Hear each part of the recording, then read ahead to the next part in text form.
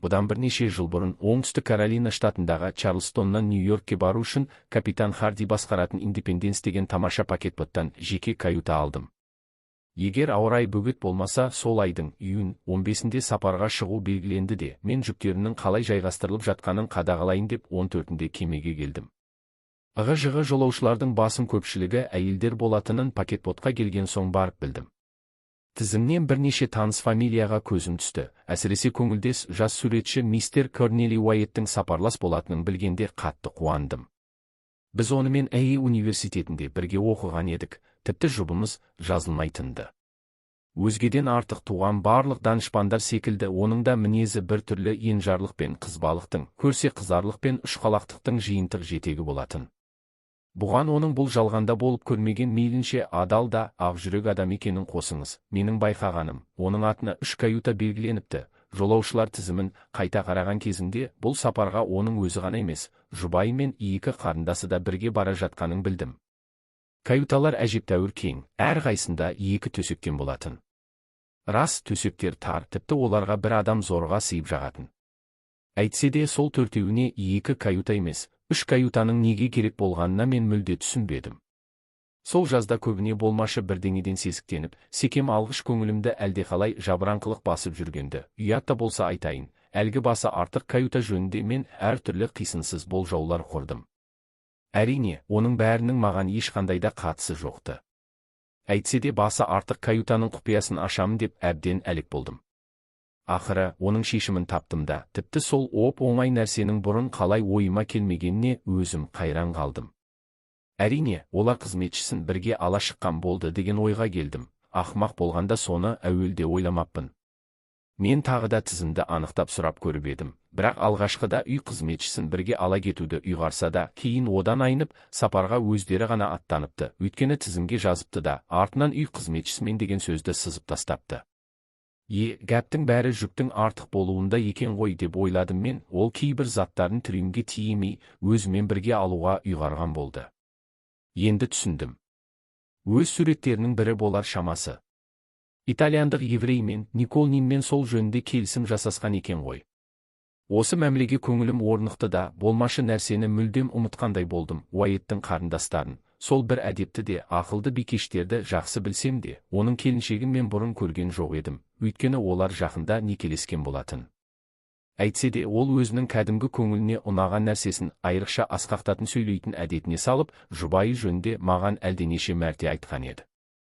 Оның айтуына қарағанда ол асқан керемет сұлу, асқан ақылды, тұла бойы тұнған талант болса керек. Сондықтан да онымен танысқанша менің тағатым таусылды. Мен пакетботқа соққан күні, яғни 14-інде Уайет зайыбы және қарындастарымен бірге келмекші болғанын маған капитан айтқан еді. Жас жұбайлармен таныссам деген ниетпен мен одан кейінде кемеде 1 сағаттай күттім. Бірақ миссис У сырқаттанып қалды. Сол себептен ол пакетботқа жүрердің алдында ғана баратын болды деп кешірім сұраған хат әкеп берді. Ертеңіне мен мейманханадан шығып, пристанға бет алғанымда, капитан Харди кездесіп, бірсыпыра жағдайларға байланысты, қисынсыз болса да қолайлы сылтау, Индепенденс шамасы әлі де 1-2 күн портта аялдайтын түрі бар екенін, сапарға бәрі әзір болғанда маған өзі хабар беретінін айтты. Маған бұл бір түрлі болып көрінді, өйткені сол кезде оңтүстіктің қоңыр самал желі соғып тұрғанды, бірақ мен қанша шұқылап сұрасам да, оның нендей жағдайлар екенін капитан түсіндіріп айтпаған соң менің мейманханаға қайтып келіп, сан-саққа жүгірген беймаза ойдың ырқына берілуден басқа еш амалым қалған жоқ. Капитаннан хабар күтіп 1 аптадай әбігер болдым. Ақыры, әйтеуір, хабар келді-ау. Мен аялдамай сол заматында кемеге тарттым.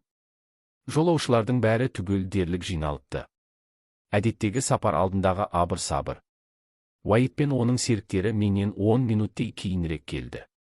Қарындастары, жас келіншегі суретшінің өзі кемеге келіп отырды. Әйтсе де оның түнеріп, жан біткенді жақтырмай түксиіп жүрген бір сәт екенін байқап қалдым. Бірақ мұндай мінезі маған үйреншікті болатында, оған мен онша мән бере қойғаным да жоқ. Ол тіпті маған жанындағы жұбайын таныстырмады да. Сондықтан ағасының ағаттығын түзеп, бұл ізетті ишаратын оның сүйкімді де инабатты қарындастарының жасауына тура келді.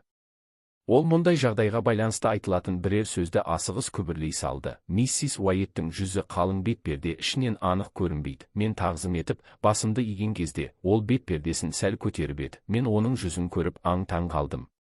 Егер талай жылғы тәжірибем суретші досымның әңгіме әйелдердің әдемілігі жөнінде болғанда тым асырып айтатын лепірме сөзіне илана бермеу керектігін ескертпеген болса, әрине, онда менің одан бетер қайран қалуым ықтимал еді. Егер біздің әңгімеміздің арқауы сұлулық жайында болса, оның оп-оңай қиялдар дүниесіне ойсын кететінін мен жақсы білетімін. Шындығына келсек, миссис Уайет маған тым сиықсыз болын көрінді. Менің ойымша оны тіпті ұсқынсыз деп атауға әбден болатын сияқты. Алайда киген киіміне қарап, тамаша талғамын тану қиын емес еді. Досымды оның асқан ақылы мен жарқын жан дүниесі ынтық еткеніне менің онда ешқандай күмәнім болған жоқ. Маған 2-3 сөз айтты да, ол мистер Уайетке ілесіп өз каютасына қарай беттеді. Менің бойымды тағы бір әуесқойлық сезімі билеп алды. Олармен бірге қызметшісі келген жоқ, оған көзім әбден жетті. Әлдеқалай басы артық жүк әкелінбес пе екен, күте тұру керек болды. Арада біраз уақыт өткен соң пристаныйы ұзынша қарағай жәшік тиелген арба келіп жетті. Шамасы пакетбот сапарға шығу үшін соны ғана күтіп тұрған болса керек. Жәшік кемеге тиелген бойда біз сапарға аттандық. Көп ұзамай өзеннің құярлығындағы қайранға килікпей өттік те шалқыған теңізге келіп жеттік. Әлгінде айтқанымдай жәшік ұзынша болатын. Мен өзім әдетте асырып айтпағанды тәуір көремін. Сондықтан зер салып тұрып қарадым. Оның ұзындығы 6, ені 2,5 футтай келеді. Мұндай жәшіктер әменде сирек кездеседі. Оған көзім түскен бойда өзімнің көрегендігіме масаттанып қалдым. Менің болжауымша суретші досымның ерекше жүгі бірнеше сурет, ең кемінде бір сурет болуға тиіс екенін оқушым ұмытпаған шығар.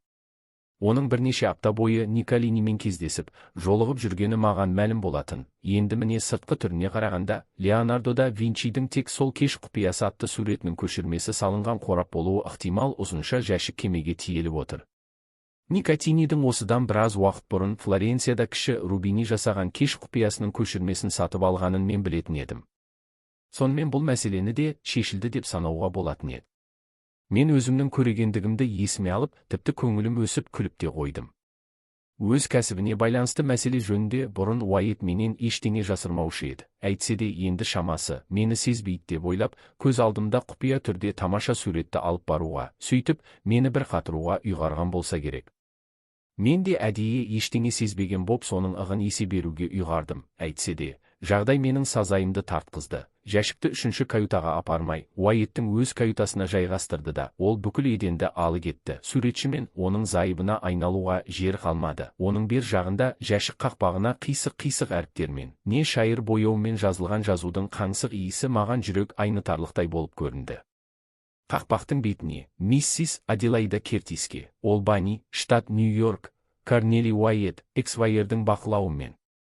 Бет жағы.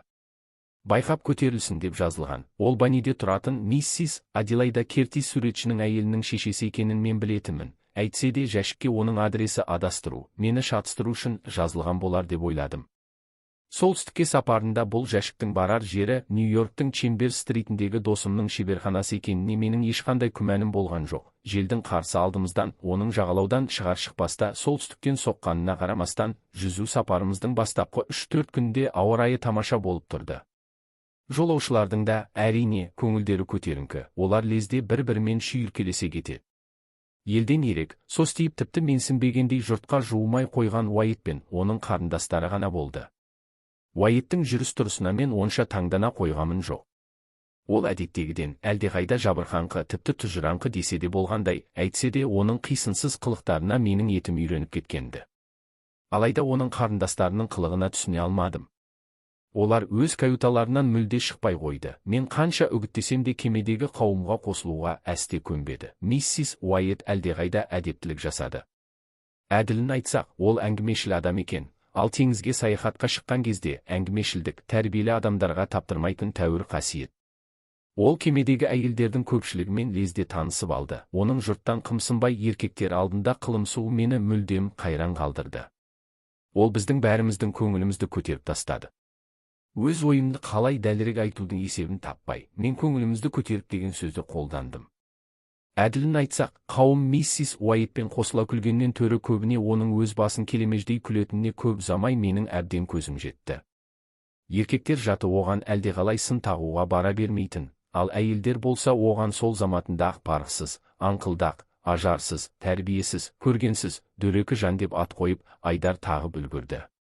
Уайт оған үйленуге нендей жағдайдың мәжбүр еткеніне жұрттың бәрі қайран қалысты. Ақыры, байлық болар деген байламға келді. Әйтсе де бұл долбардың қисынсыз екенін мен жақсы білемін ғой.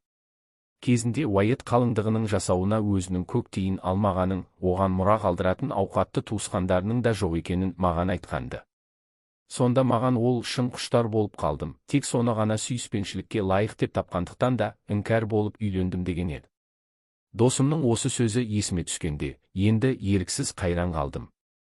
Шынымен ақылы ауысқан ба? Әйтпесе оны қалай деп түсінуге болады? Ол өзі сондай нәзік, сондай асқақ сезімді адам, тіпті болмашы мін мен ақауды айтқызбай білетін әсемдік, сұлулық атаулының бәрін әмәнда пір тұтатын жан еді ғой. Рас, әйелі оған айрықша ыстық ықылас білдіретін болар, өйткені күйеуі жоқ жерде ол өзінің сүйікті жұбайы мистер Уайттың әлдеқалай айтқан бірдеңелерін әңгімелеймін деп ылғи күлкі келемежге душар болып қалатын сәттерде мұнысы мейлінше айқын аңғарылатын. Егер оның тәуір көрер сөзіне келер болсақ, күйеу деген сөз әсте аузынан түспейтін.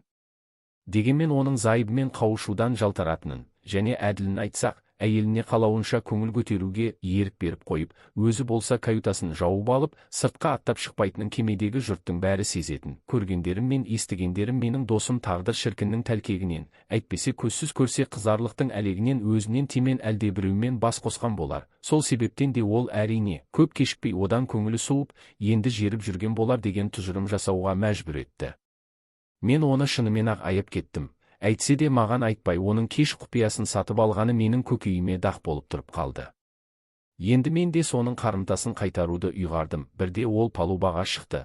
Әдеттегіше мен оның қолтығынан алып, екеуміз ерсілі-қарсылы серуендеп жүрміз. Бірақ оның жабырқаңқы көңілі селт етпеді. Бұл жағдайда оны кінәлауға болмайды ғой деп санадым.